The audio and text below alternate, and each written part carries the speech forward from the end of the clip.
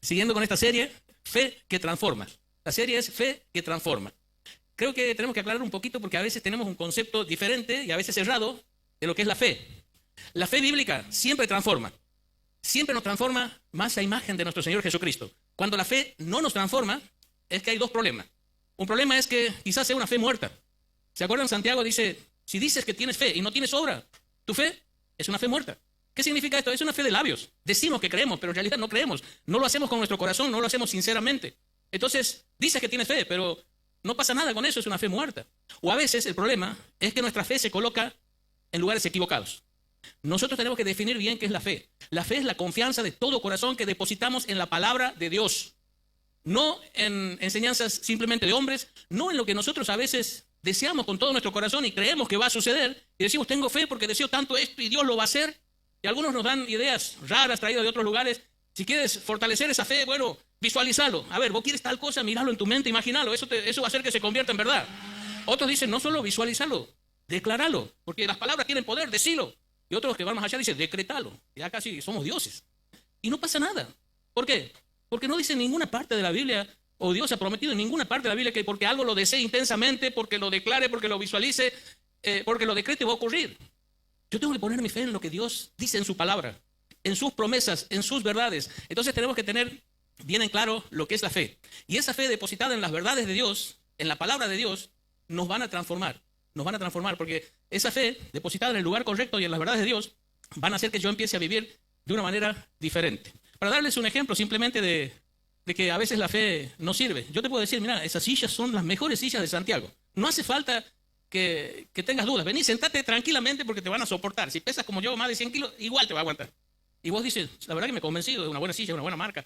Vienes y te sientas y al ratito, ¡pum!, estás en el piso. Bueno, vos has tenido fe, pero esa fe no ha hecho que lo que vos creías se concrete. Ahora hay otro que te dice, sí, yo tengo fe, pero viene y pone silla doble. Entonces no te ha creído. ¿Te dan cuenta cómo a veces no creemos? Y a veces porque lo creamos simplemente en alguien que nos ha dicho, no se va a cumplir eso. Yo estoy queriendo creer que en algún momento el PowerPoint va a estar, pero no está. Yo, las últimas veces no ha querido funcionar, pero bueno. El mensaje de hoy tiene que ver que la fe multiplica lo que hemos recibido. La fe depositada en las verdades de Dios va a hacer que aquellas cosas que hemos recibido de parte de Dios tengan su reproducción, su multiplicación. Y vamos a estar meditando en una parábola que se encuentra en Mateo capítulo 25. El tema de hoy es la fe multiplica lo recibido.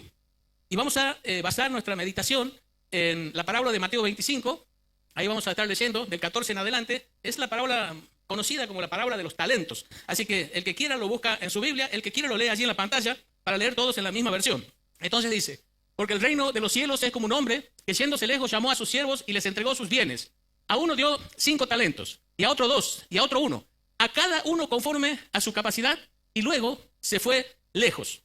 Seguimos. El que había recibido 5 talentos fue y negoció con ellos y ganó otros 5 talentos. Y asimismo el que había recibido 2 ganó también otros 2 talentos. Pero el que había recibido 1 fue y cavó en la tierra y escondió el dinero de su señor. Después de mucho tiempo vino el señor de aquellos siervos y arregló cuenta con ellos. Y llegando, el que había recibido 5 talentos trajo otros 5 talentos diciendo, Señor, 5 talentos me entregaste y aquí tienes, he ganado otros 5 talentos sobre ellos. Y su señor le dijo, bien, buen siervo y fiel. Sobre poco has sido fiel, sobre mucho te pondré. Entra en el gozo de tu señor. Llegando también el que había recibido 2 talentos, dijo, Señor, 2 talentos me entregaste. Aquí tienes, he ganado otros 2 talentos sobre ellos. Y su señor le dijo, bien, buen siervo y fiel, sobre poco has sido fiel, sobre mucho te pondré. Entra en el gozo de tu señor. Pero llegando también el que había recibido 1 talento, dijo, Señor, te conocía que eres hombre duro, que ciegas donde no sembraste y recoges donde no esparciste. Por lo cual tuve miedo y fui y escondí tu talento en la tierra. Aquí tienes lo que es tuyo. Respondiendo su señor le dijo, siervo malo y negligente, sabías que ciego donde no sembré y que recojo donde no esparcí. Por tanto debías haber dado mi dinero a los banqueros y al venir yo hubiera recibido lo que es mío con los intereses. Quitadle pues el talento, dadlo al que tiene 10 talentos, porque el que tiene le será dado y tendrá más, y al que no tiene aún lo que tiene le será quitado. Y al siervo inútil echadle en las tinieblas de afuera. Allí será el lloro y el crujir de dientes. Hasta aquí nomás. Para entender bien la enseñanza, tenemos que tener en cuenta que este Señor es figura de nuestro Señor Jesucristo. Los siervos somos nosotros y los talentos es una cantidad de dinero que el Señor les dio a cada uno de sus siervos para que trabajen con ellos. Después ya vamos a ver de cuánto dinero se trataba, pero quiero que pensando en esta parábola que el mismo Señor se las dijo a sus discípulos, veamos lo siguiente. Las verdades que debemos conocer y creer para multiplicar lo recibido. Y aquí vamos a extraer de esta parábola algunas verdades que si nosotros las creemos, esto nos va a ayudar a multiplicar lo que hemos recibido. Es lo que tiene que ver con el título de hoy. Multiplicar fe es multiplicar lo que hemos recibido. Así que vamos a empezar así. Es importante saber y creer lo que Dios dice en cuanto al propietario. La primera enseñanza es poder creer, saber y creer lo que Dios dice en cuanto al propietario. Vamos a resumir esta frase de esta forma. Nada de lo que tenemos nos pertenece. Esta es la primera verdad que transmite esta parábola. Nada de lo que tenemos nos pertenece. Así el pasaje dice, porque el reino de los cielos es como un hombre que yéndose lejos llamó a sus siervos y le entregó sus bienes. La enseñanza de la palabra no es que les regaló sus bienes, sino que se los entregó para que ellos los usen mientras él estaba lejos, estaba de viaje, hasta que él volviese. Estos bienes eran del Señor. Y nosotros tenemos que entender que todo lo que nosotros somos y tenemos le pertenece a Dios. Ahí está apareciendo algo. Le pertenece a Dios, es de Dios. Y a veces, cuando no entendemos esta verdad, es cuando empezamos a cometer algunos errores. Fíjense lo que dice el Salmo 24:1. De Jehová es la tierra y su plenitud, el mundo y los que en él habitan. Esto significa, todo lo que nosotros tenemos es lo que Dios ha puesto en nuestras manos para que nosotros lo administremos, para que nosotros seamos mayordomos, no para que nos creamos los dueños de esas cosas. Y aquí podemos pensar en esta lista que está aquí. El tiempo que tienes, la vida que vas a tener en esta tierra, es algo que Dios te da para que lo administres. No es tuyo, es de Dios. El dinero, a veces podemos pensar que el dinero que tenemos es nuestro. Nosotros lo hemos ganado con nuestro esfuerzo, con nuestro trabajo. Pero ¿quién te da la vida? ¿Quién te da la capacidad? ¿Quién te da la fuerza? Es lo que Dios permite que tengas y pones en tus manos, no para que creas que sos el dueño, sino para que lo administres. Tus dones y talentos, tus capacidades, ya sean naturales o espirituales, son cosas que Dios te da para que lo administres. También tus recursos, tus influencias, todo lo que vos puedes tener, disponer, manejar, le pertenece al Señor. No es tuyo, no es mío. Y Dios nos lo ha dado para que nosotros lo administremos, lo manejemos. Ahora, ¿cuál es la diferencia entre cuando nosotros nos creemos dueños de algo o cuando sabemos que el Señor es el dueño y que nosotros somos solamente mayordomos o administradores? Quiero mostrarte un cuadro aquí y vamos a ir viendo cuál es la diferencia, en qué va a radicar la diferencia de creerte dueño o saberte un administrador. Fíjate ahí. Aquí vamos a ver área de la vida en el primer lugar, después el que se cree dueño y el que se sabe un mayordomo. Por ejemplo, con respecto al dinero. El que se cree dueño gasta para su placer, para su estatus personal, para su seguridad. Él usa el dinero de acuerdo a lo que él quiere, a lo que a él le gusta y para autoelevarse a sí mismo. Pero fíjense, el que se sabe mayordomo invierte según las prioridades de su dueño.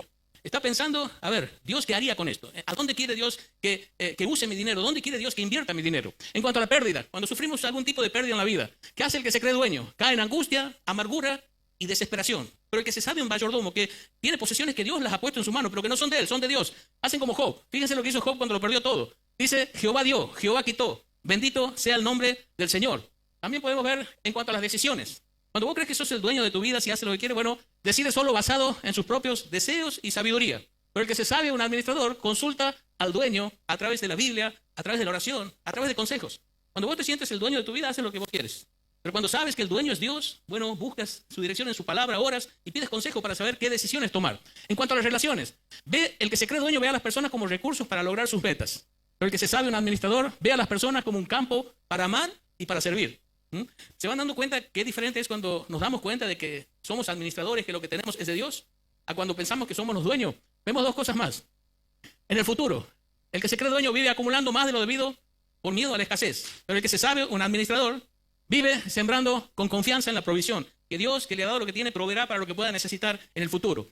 Y en cuanto al trabajo y ministerio, el que cree que es el dueño trabaja para engrandecer su propia empresa, su nombre, su bienestar. Pero el que sabe que es un administrador trabaja para que el nombre de Dios sea honrado y sea glorificado. Lo primero que nosotros tenemos que saber es que todo lo que tenemos no es nuestro. Todo le pertenece a Dios. Nosotros somos administradores. Y tenemos que saber esta verdad y vivir de acuerdo a esta verdad. No creas que sos el dueño de tu vida, de tu dinero, de tus dones, de tus talentos, de tu influencia. Dios es el que te ha dado eso y ha puesto todo eso en sus manos. Y así como Él lo ha hecho, un día te lo puede quitar si Él quiere. Entonces viví creyendo esta verdad porque es la verdad que enseña este pasaje, pero muchos otros pasajes. Todo le pertenece a Dios. Vamos a la segunda. Es importante saber y creer lo que Dios dice sobre el propósito. El primero era el propietario. El propietario es Dios. De Él es todo, absolutamente todo, nuestras vidas y todo lo que Él ha puesto en nuestras manos. Pero ahora vamos a ver qué enseña Dios sobre el propósito. ¿Para qué Dios ha puesto todo lo que ha puesto en nuestras manos? Y creo que esto es más que claro. Voy a mostrarles algunos versículos que no necesitan demasiada explicación. Ustedes solo lo van a entender. Primer versículo, fíjense. lo explicamos de esta manera esto. Lo recibido es para dar gloria a Dios. Todo lo que tenemos, hemos hablado, tiempo, dinero, dones, talentos, recursos, todo es para dar gloria a Dios. Allí en Corintios dice, hagas lo que hagas, aún las cosas más cotidianas y pequeñas, hacedlo todo para la gloria de Dios. Así dice 1 Corintios 10:31. Ahora, aquí Romanos dice, porque de Él y por Él y para Él son todas las cosas. Y al final, ¿qué dice? A Él sea la gloria por los siglos de los siglos. O sea que lo que Dios ha puesto en tus manos es para que glorifiques a Dios, para que honres a Dios. No puedes hacer más grande a Dios de lo que es. No puedes hacer a Dios más glorioso de lo que es. No podemos engrandecer a Dios en cuanto al sentido de hacerlo más de lo que Él es. Él es lo máximo, es infinito en toda su persona y sus atributos. Pero sí podemos hacer que a través de nuestra vida y de la administración de lo que Dios ha puesto en nuestras manos, las personas puedan ver a Dios tal cual es, puedan apreciar su gloria, puedan ver su gloria. Entonces nuestra vida es para que más personas puedan conocer lo grande y lo glorioso que es Dios. Ese es el propósito por el cual Dios nos ha dado todo lo que nos ha dado. Y es bueno ir haciendo un examen de nuestra vida. Estoy usando lo que Dios me ha dado para que Él sea alabado, para que Él sea glorificado, para que Él sea conocido por otros. Vamos a ver otro pasaje. Dice así 1 Pedro 4, 10 y 11. Dice, cada uno según el don que ha recibido, aquí estamos hablando de don espiritual, ministrelo, úselo para servir a otros como buenos administradores de la multiforme gracia de Dios. Fíjense, ¿para qué? ¿Cuál es el propósito? Para que en todo sea Dios glorificado por Jesucristo.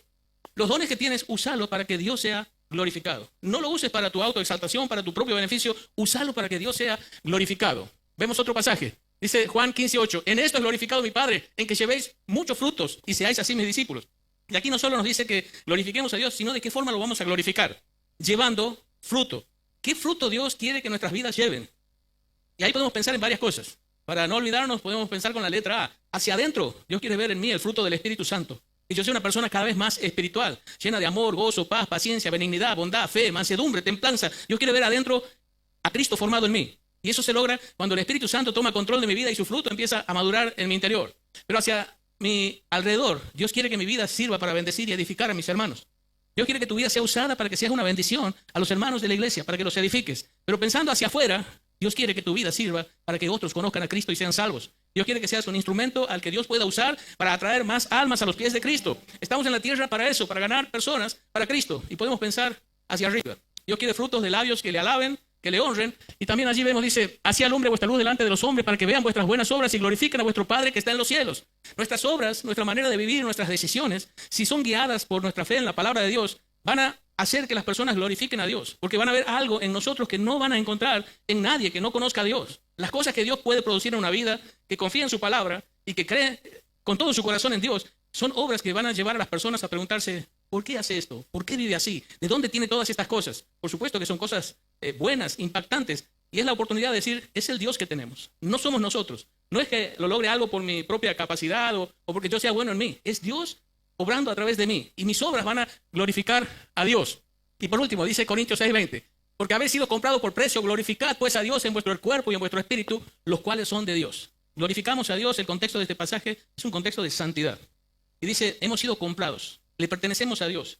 Doble pertenencia tenemos en cuanto a Dios. Le pertenecemos porque Él nos ha creado y le pertenecemos porque Él nos ha redimido. Él ha pagado un precio. Nosotros nos habíamos perdido, pero Él nos compró con su sangre y ahora le pertenecemos no solo por creación, sino por redención. Y dice, han sido comprados, entonces glorifiquen a Dios en vuestro cuerpo y en vuestro espíritu, con una vida rendida, con una vida de santidad, que honre a Dios. Entonces cuando pensamos en el propietario decimos, Dios es el dueño de todo. Nosotros no somos dueños de nada, somos administradores. Cuando pensamos en el propósito decimos, todo lo que Dios ha puesto en mis manos es para que le glorifique a Él, para que las decisiones que tomo, para que las cosas que hago engrandezcan el nombre de Dios, le traigan gloria a Él. Pero vamos a ver la tercera cosa, lo importante de saber y creer en cuanto a la pericia. Y vamos a resumir con esta frase, este punto. Se nos dio lo que podemos administrar. Fíjense ahí el pasaje dice, a uno dio 5 talentos, a otro 2 y a otro 1. A cada uno conforme a su capacidad. Esta es una cantidad de dinero. Ya vamos a ver un poquito más adelante de cuánto dinero aproximadamente está hablando según los estudiosos y los que saben de pesos, medidas, valores de aquellos tiempos. Vamos a ver. Pero lo cierto es esto, que a algunos le dio más que a otros. Y dice que Dios dio conforme a la capacidad que tenían de manejar eso, de administrar eso. Entonces nosotros no tenemos que estar viviendo pensando, ¿por qué no me habrá dado Dios más salud? ¿O por qué no me habrá dado más talento? ¿Por qué no me habrá dado Dios más dinero? Y a veces vivimos quejándonos y deseando tener cosas que no tenemos. Y Dios dice, yo te he dado lo que vos puedes manejar y lo que vos puedes multiplicar, según tu capacidad. Entonces usa lo que tienes. Es más, Dios no te va a pedir que hagas más de lo que puedes hacer, ni que multipliques más de lo que puedes multiplicar. Pero Él sabe hasta dónde puedes llegar y hasta dónde no. Y Él te dio lo justo. lo que vas a poder administrar, lo que vas a poder manejar. Yo he hablado con personas que tienen, por ejemplo, negocios 100 veces más grandes que el mío y me cuentan todo lo que hacen. Y yo diría, esto a mí me volvería loco. Yo en 2 días me mato. No podría manejar todo este nivel de comunicación, de compromiso, de horas invertidas en ese negocio. Para mí es imposible. Dios me da un negocito chiquito para vivir y lo puedo administrar. He visto personas que Dios les ha dado un ministerio muy grande. Y cuando me cuentan todo lo que tienen que hacer y las cosas que involucra ese ministerio, yo digo, yo no podría manejar un ministerio así. Entonces Dios me ha dado un grupo pequeño y me dice, esto es lo que puedes manejar. Ahí puede ser de bendición, ahí puedes multiplicar. Ahora Dios no me va a pedir que yo guíe a los pies de Cristo las almas que tal vez guió Billy Graham. Millones de personas fueron a los pies de Cristo por los ministerios de Billy Graham, pero Dios le dio a él eso, porque era lo que él podía manejar, administrar. Y a través de eso él podía multiplicar y glorificar a Dios. Dios va a pedir de acuerdo a lo que él me ha dado y él me ha dado de acuerdo a mi capacidad. Entonces no tengo que estar pensando y quejándome de por qué no me ha dado una cosa u otra, por qué no me ha dado más. Dios me ha dado lo que puedo manejar y lo que puedo multiplicar. Podemos decir así, si Dios nos diera más de lo que podemos administrar, nos estresaríamos y nos frustraríamos. Porque no sabríamos cómo hacerlo, no podríamos hacerlo y terminaríamos fracasando. Pero si Dios nos diera menos, nos sentiríamos totalmente desmotivados. Porque si vemos que hay un potencial en nosotros y que no tenemos cómo desarrollarlo, cómo emplearlo y que lo que tenemos es demasiado poco para nuestra capacidad, nos sentiríamos desmotivados también y frustrados también. Pero Dios nos ha dado lo justo. Dios es sabio, Dios nos conoce, Dios nos ama. Y lo que nos has dado, ocupémonos en administrarlo y hacerlo producir para su gloria. Seguimos. Es importante saber y creer lo que Dios dice en cuanto a la prueba. Y aquí vamos a resumir esto. Un día tendremos que dar cuenta. No pienses que puedes vivir como quieres, hacer lo que quieres y total no pasa nada. Un día vamos a dar cuenta. Ahí dice, después de mucho tiempo vino el Señor de aquellos siervos y arregló cuentas con ellos. Y vamos a ver que hay varios pasajes en la Escritura que nos dice que un día vamos a estar delante de nuestro Señor y Dios nos va a decir, a ver, ¿qué has hecho con lo que te he dado? Yo no te lo he dado para que hagas lo que hizo uno de ellos, enterrarlo, esconderlo. Yo te he dado para que esto produzca, para que esto se multiplique. Y ahí vamos a tener que dar cuenta. Fíjense este pasaje en la Escritura. Dice, porque todos, Romanos 14:12, compareceremos ante el tribunal de Cristo, de manera que cada uno de nosotros dará cuenta a Dios de sí. Un día vamos a estar delante de Dios, no para rendir cuenta de nuestros pecados han sido arreglados en la cruz por Cristo, ya está, solucionado ese tema. Pero Dios va a ver cómo hemos vivido, cómo hemos servido, qué hemos hecho con la vida que Él nos ha dado en Cristo Jesús. Y vamos a tener que dar cuenta. Otro pasaje dice más o menos lo mismo, así 2 Corintios 5:10, porque es necesario que todos nosotros comparezcamos ante el tribunal de Cristo para que cada uno reciba según lo que haya hecho mientras estaba en el cuerpo, sea bueno o sea malo. A veces pensamos, bueno, yo ya he recibido a Cristo como mi Salvador, he creído en Él, ya he sido perdonado, ya soy salvo. Demasiado con esto. Total, me muero, voy al cielo. Pero quiero decirte que va a ser muy triste que un día estés delante del Señor y tengas tus manos vacías. Y Dios te diga, ¿qué has hecho con la vida que te he dado? ¿Qué has hecho con los dones que te he dado? ¿Qué has hecho con lo que he puesto en tus manos para que lo multipliques y vos le digas, no he hecho nada? He de ir sin ningún fruto, dice un himno viejo. He de presentarme así. ¿Sabes que hay 2 pasajes en la Escritura que habla de ese momento? Y tal vez tenga que ver con esto, con aquellos que podemos presentarnos delante de Dios sin haber producido nada, sin haber dado frutos. Y uno dice que el Señor enjugará todas lágrimas. ¿Por qué lloran? Estamos en el cielo. ¿No será que al ver que no tenemos frutos para nuestro Salvador, ver su gloria, ver su grandeza y comprender todo lo que Él ha hecho por nosotros, nos pongamos a llorar de tristeza al ver que no tenemos nada para ofrecerle? Y hay un pasaje en 1 Juan que dice que algunos aquel día se alejarán avergonzados. ¿Y no será que ese día, aunque somos salvos, nadie nos va a quitar eso? La salvación fue comprada por Cristo en la cruz y está totalmente pagada y no la vamos a perder y un día vamos a disfrutar de eso. Pero imaginan estar delante del Señor y decir, te he dado salvación, te he dado seguridad, pero también te he dado vida, te he dado dones, te he dado talento, te he dado bienes, te he dado un montón de cosas para que me honres, para que me glorifiques, para que lo multipliques y produzcan con eso frutos espirituales eternos. ¿Qué has hecho? Y no haya nada.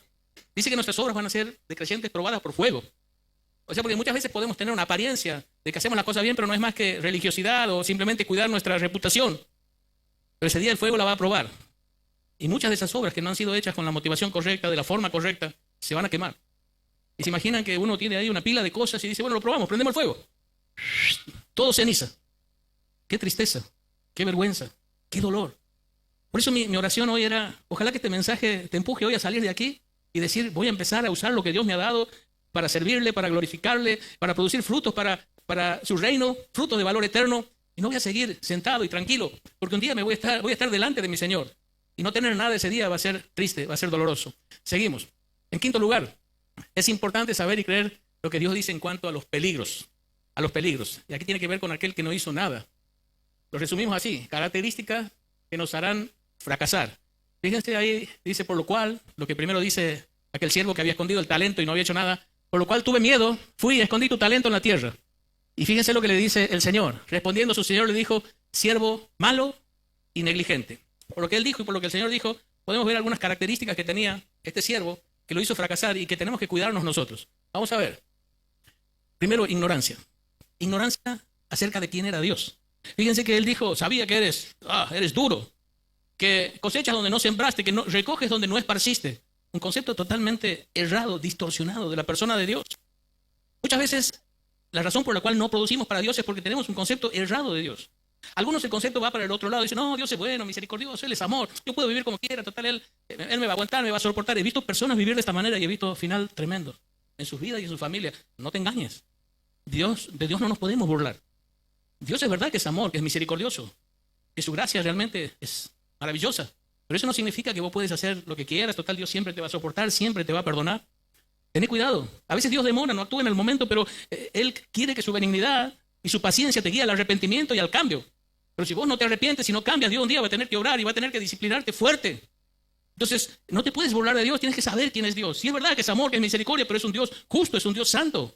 Y es un Dios del cual no nos podemos burlar. Entonces, a veces nuestra ignorancia y tenemos que conocer a Dios. En esto consiste la vida eterna, dijo el Señor Jesús, en que te conozcan a ti. Y aquí no solo habla de vida eterna en cuanto a salvación, sino a calidad de vida. Si quieres ver la vida de Dios en tu vida, tienes que conocer a Dios. Saber quién es Él, cómo es Él y creer en sus atributos, en su persona. Pero también cobardía. Dice, tuve miedo. Saben que cuando Dios nos llama a hacer algo, siempre nos va a dar miedo. Una vez me hablaron para predicar en un instituto y hacer la apertura y estuve una semana con ciática, Betty es testigo, con inyecciones y todo porque me daba pánico, no miedo. Pero sabía que el Señor me estaba llamando. Yo tiempo antes le decía, Señor, quiero que uses todo lo que me has dado hasta hoy. ¿Quieres que lo use? Bueno, vení. Y después dije, ¿para qué le habré dicho eso? Una vez me senté en una de las iglesias más grandes que hay. No voy a decir dónde para no. Y veía esa iglesia. Yo había ido muchas veces a esa iglesia y había visto predicadores polentos. Y sentado en el fondo, nadie me conocía. Yo dije, Señor, ¿qué será predicar en esta iglesia? ¿Qué se sentirá como predicador pararse en este púlpito donde predicaron tan grandes siervos tuyos y predicar en este lugar? Fue un pensamiento. Ni lo compartí con nadie, solamente un pensamiento. A menos de una semana me llama el anciano de esa iglesia. Me dice, nos gustaría invitarte a predicar en nuestra iglesia. Casi me agarró un infarto. Señor, no era una oración, era un pensamiento. Bueno, y me daba mucho miedo. Y muchas veces cuando Dios nos llama a hacer cosas, nos va a dar miedo. ¿Sabe por qué? Porque uno mira eso con sus fuerzas, con sus capacidades, con sus recursos y dice, Señor, no, esto es imposible. Yo te dice, no tengo problema. Yo lo voy a hacer a través de vos. ¿O no has leído que Dios usa lo débil, lo menospreciado, lo que no es, para avergonzar a lo que es? Cuando leí ese pasaje dije, yo califico. Yo soy ese débil, incapaz, inútil. Pero dice que Dios me va a usar para glorificarse. Ahora, que me da miedo, me sigue dando miedo. Pero ¿sabes qué? Dios me ha demostrado en estos 38 años de ministerio un texto que le preguntaba a una hermana Betty, ¿qué significa que los que confían en Él no serán avergonzados? Que si confías en Dios no vas a ser avergonzado. Él es fiel y te va a usar. Pero este hombre dice, tuve miedo. También dice, pereza. ¿Saben qué hicieron los otros apenas recibieron lo que les dio su Señor? Dice, fueron y negociaron. ¿Saben qué significa la palabra negociar? ¿Cuál es la etimología? Negocio. Negarse al ocio. Eso es lo que significa. Negociar, negarse al ocio. Y hay muchas personas que por perezosos no hacen nada. Es más fácil quedarse viendo TikTok, viendo YouTube, quedarse sentado en la casa que decir voy a trabajar y voy a servir y me voy a esforzar. Bueno, esos son los peligros que van a hacer que no multipliquemos lo que Dios nos ha dado. También dice maldad, el Señor le dijo malo. No sé exactamente a qué se refería, pero tal vez pudo pensar, si esto es de Él y lo que voy a ganar es para Él. No, yo me ocupo en mis cosas y voy a hacer lo que sea para mí. También negligencia, que es lo contrario a diligencia. Y por último, infidelidad. Se requiere de los administradores, dice Corintios, que sean fieles. ¿Sabes qué significa ser un administrador fiel? Que hace exactamente lo que el dueño quiere que haga. No es aquel que hace lo que le parece mejor, lo que le viene en gana. Es aquel que busca la voluntad de su dueño y hace eso. Aunque él tenga un pensamiento que le parezca mejor que el del dueño.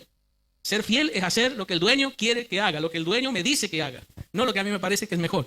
Cuidémonos de estas cosas. Porque si no, todo lo que tenemos no se va a multiplicar. Va a ser como este talento enterrado. Pero terminamos. Es importante saber y creer lo que Dios dice en cuanto al premio. Va a haber premio. Yo muchas veces pienso en esto y digo, Señor, no me tienes que dar más nada. Con todo lo que ya me has dado, toda una eternidad sirviendo no alcanzaría ni para devolverte un poquitito así de todo lo que me has dado. Así que aunque no me des más nada, vos mereces que te sirva. A veces queremos negociar con Dios, ¿no? Señor, yo te voy a servir, yo te voy a dar, pero ¿qué le vamos a pedir a Dios? Con todo lo que ya nos ha dado, pedirle más. Pero ¿saben qué es lo maravilloso? Que Dios nos da más. Y que Dios dice que si somos fieles y le servimos y multiplicamos lo que lo que hemos recibido, Él nos va a premiar. Y ahí podemos decir así, la recompensa será más que generosa. Fíjense el pasaje, dice, su Señor le dijo, bien, buen siervo y fiel sobre poco. He puesto subrayado ese poco porque quiero decir algo de esto. Has sido fiel y sobre mucho te pondré, entra en el gozo de tu Señor. Dicen los que conocen y estudian la historia y saben de esto que el valor de un talento, que era un peso que variaba de un lugar a otro, pero aproximadamente es posible que haya sido lo que una persona ganaba un talento en 20 años de trabajo. O sea que, ya hacía unas cuentas así medio al guaso nomás, a uno es como que le dio 200 millones de pesos, a otro le dio 400 millones de pesos y a otro le dio 1.000 millones de pesos.